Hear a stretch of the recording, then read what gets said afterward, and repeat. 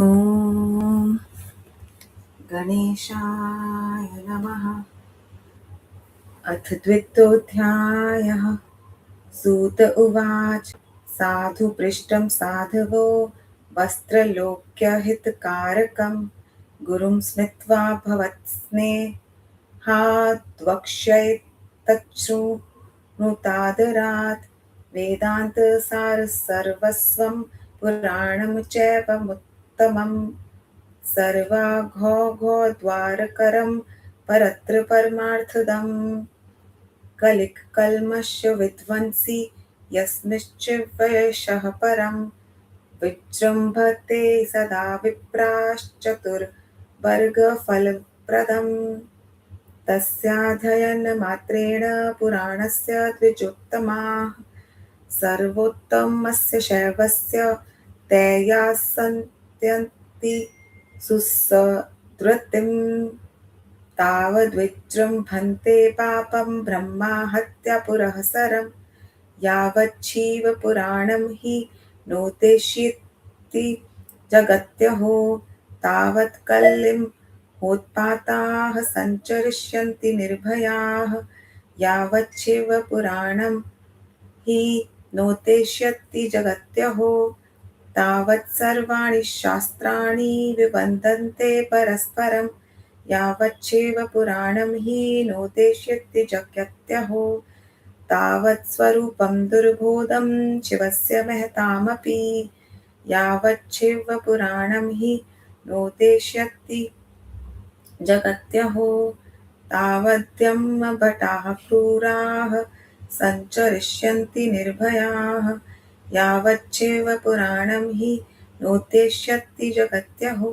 तावत् सर्वपुराणानि प्रगर्जन्ति महीतले यावच्छैव पुराणं हि नोद्देश्यति जगत्यहो तावत् सर्वाणि तीर्थानि विबन्धन्ते महीतले यावच्छैव पुराणं हि नोद्देश्यति जगत्यहो तावत् सर्वे मुधा मन्त्री विवदन्ते महीतले यावच्छैव पुराणं हि नोद्देश्यति महीतले तावत् सर्वाणि क्षेत्राणि विवर्तन्ते महीतले यावच्छैव पुराणं हि नोद्देश्यति महीतले तावत् सर्वाणि पीठानि विवर्तन्ते महीतले यावच्छैव पुराणं हि नोद्देश्यति महीतले तावत् सर्वाणि दानानि विवर्तन्ते महीतले यावच्छैव पुराणं हि नोद्देश्यति महीतले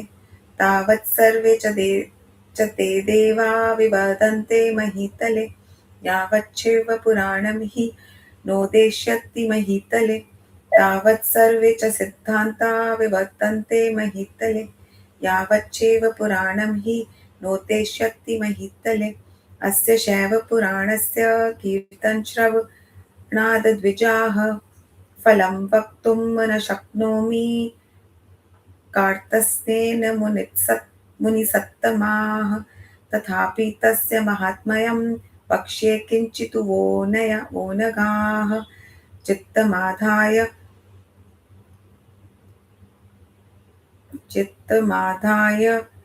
रेणुत व्यासेनोक्तं पुरा मम एतच्छिवपुराणं हि श्लोकं श्लोकार्धमेव च यः पठेद्भक्तिसंयुक्तः स पापान्मुच्यते क्षणात् एतच्छिवपुराणं हि यः प्रत्यहमतन्त्रितः यथाशक्ति पठेत्तक्त्वा स जीवन्मुक्त उच्यते एतच्छिवपुराणं हि यो भक्त्यार्चयते सदा दिने दिनेष्वमेधस्य फलं प्राप्नोत्य संशयम् एतच्छिवपुराणं यः साधारणपदेच्छया अन्यतः ऋणुयात् सोऽपि मत्तो मुच्यते पातकात् एतच्छिवपुराणं यो नमस्कुर्याददूरतः सर्वदेवा च न फलं स प्राप्नोति न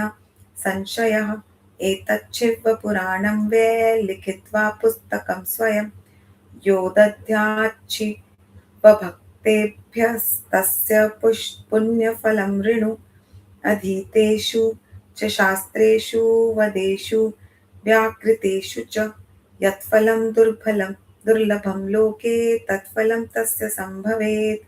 एतच्छिवपुराणं हि चतुर्दश्यामुपोषितः।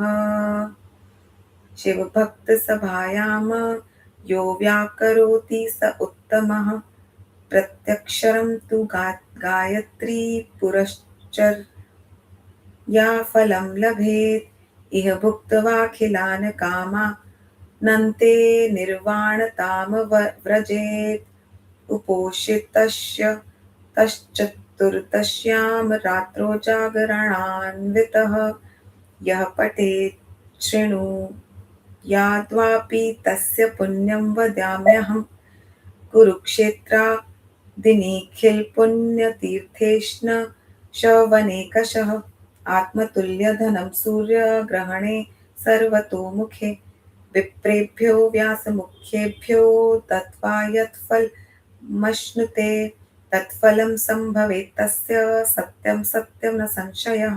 एतच्छिवपुराणं हि गायते योऽप्यनिर्शम आज्ञां तस्य प्रतीक्षेरन् देवा इन्द्रपुरोगमाः। एतच्छिवपुराणं यः पठच्छृण्वन्ति नित्यशः यद्यत् करोति सत्कर्म तत्कोटिगुणितं भवेत्। समाहितः पठेदस्त्यु तत्र श्रीरुद्रसंहितां स ब्रह्माग्नोऽपि पूतात्मा त्रिभिरेव दिनैर्भवेत्। तां रुद्रसंहितां यस्तु भैरवप्रतिमान्तिके त्रिः पठेत् प्रत्यहं मौनी स कामानखिलालभेत्। तां रुद्रसंहितां यस्तु सम्पठेत् द्वट्बिल्वयोः प्रदक्षिणां प्रकुर्वाणो ब्रह्माहत्या निवर्तते। कैलाससंहिता तत्र ततोऽपि परमा स्मृता ब्रह्मस्वरूपिणी साक्षात् प्रणवार्थं प्रकाशिका। कैलाससंहितायास्तु माहात्म्यं वेत्ति शङ्करः कृत्स्नं तदर्थं व्यासश्च तदर्थं वेद्म्यहं द्विजा। तत्र किञ्चित् प्रवक्ष्यामि कृत्स्नं वक्तुं न शक्यते। यज्ज्ञात्वा तत्क्षणाल्लोकश्चित् शुद्धिमवाप्नुयात् न नाश्यति यत्पापं सारौत्रीसंहिता द्विजाः। तन्यपश्याम्यहं लोके मार्गमाणोऽपि सर्वदा शिवेनोपनिषत्सि सिन्धुमन्थनोत्पादितां मुदा कुमाराय अर्पितां तां वैसुधां पीत्वा मरो भवेत्। ब्रह्म्याहत्यादिपापानां निष्कृतिं कर्तुमुद्यतः मासमात्रं संहितां तां पठित्वा मुच्यते ततः। दुष्प्रतिग्रह दुर्भोज्य दुरालापादसम्भवं पापं सकृत्कीर्तनेन संहिता सा विनाशयेत्। शिवालये बिल्ववने संहितां तां पठेत्यु यः स यत्फलमवाप्नोति तद्वाचोऽपि न गोचरे। संहिता तां पठन् भक्त्या यः श्राद्धे भोजयेद द्विजान् तस्य ये पितरः सर्वे यान्ति शम्भो परं पदम्। चतुर्दश्यां निराहारो यः पठेत् संहितां च तां बिल्वमूले शिवः साक्षात् स देवैश्च प्रपूज्यते। अप्यन्याः संहितास्तत्र सर्वकामफलप्रदाः उभे विशिष्टे विज्ञेये लीलाविज्ञानपूरिते। तदिदं शैवमाख्यातं पुराणं वेदसंहितं निर्मितं तच्छिवेनैव प्रथमं ब्रह्मा संहितम् विद्वेषं च तथा रौद्रं वैनायकमथौमिकम् मात्रं रुद्रेकादशकं कैलासं शतरुद्रकं कोटिरुद्रसहस्राघ्रं कोटिरुद्रं तथैव च वायवीयं धर्मसंज्ञो पुराणमिति मधिपतेतः संहिता द्वादशमीता महापुण्यतरामताः तासां संख्यां ब्रुवे विप्रहरिणु तादरतोऽखिलम् विद्वेषं दशसाहस्रं रुद्रं वैनयाकं तथा ओमं मात्रपुराणाख्यं प्रत्येकाष्टसहस्रकं त्रयोदश सहस्रं हि रुद्रैकादशकं द्विजा षट्सहस्रं च कैलासं शतरुद्रं तदरथकं कोटिरुद्रं त्रिगुणितमेकादशसहस्रकं सहस्रकोटिरुद्राख्यमुदितं ग्रन्थ संख्यया वायवीयं खाब्दिशतं धर्मं रविसहस्रकं तदेवं लक्षसंख्याकं शैवं संख्याविभेदतः व्यासेन तत्तु संक्षिप्तं चतुर्विंशतिसहस्रकं शैवं तत्र चतुर्थं वै पुराणं सप्तसंहितं शिवेन कल्पितं पूर्वं पुराणं ग्रन्थसंख्यया शतकोटिप्रमाणं हि पुरा सृष्टो सुविस्तृतं व्यस्तेष्टादशदा चैव पुराणे द्वापरादिषु चतुर्लक्षेन संक्षिप्ते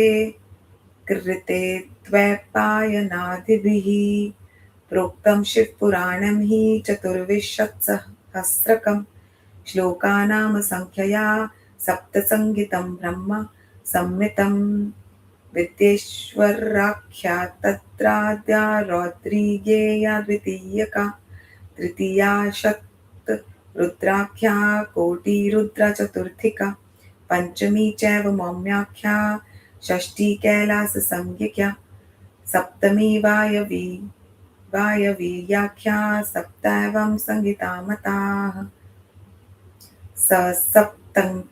सप्तसंहितं दिव्यं पुराणं शिवसंज्ञकं वरीवर्ति ब्रह्मातुल्यं सर्वोपरि गतिप्रदम् एतच्छिवपुराणं हि सप्तसंहितमादरात् परिपूर्णं पठेद्यस्तु स जीवन्मुक्त उच्यते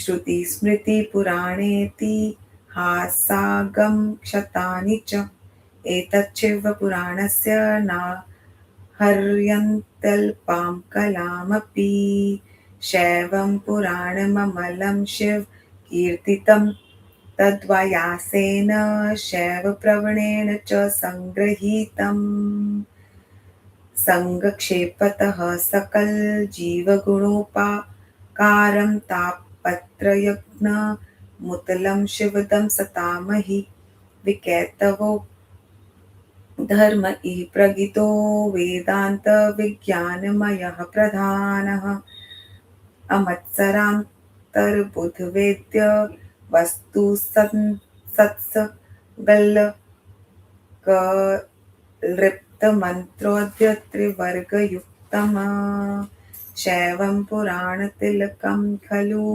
सत्पुराणं वेदान्त वेदविलस्तपरवस्तुगीतम् यो वै पठेच्च ऋणुयात् परमादरेण शम्भुप्रियः स हि लभेत्परममा गतिवे इति श्रीशिवमहापुराणे प्रथमायां विद्येश्वर संहितायां मुनिप्रश्नोत्तरवर्णनं नाम द्वितीयोऽध्यायः। ओम नमः शिवाय। शिवजी सदा सहाय। ओम नमः शिवाय।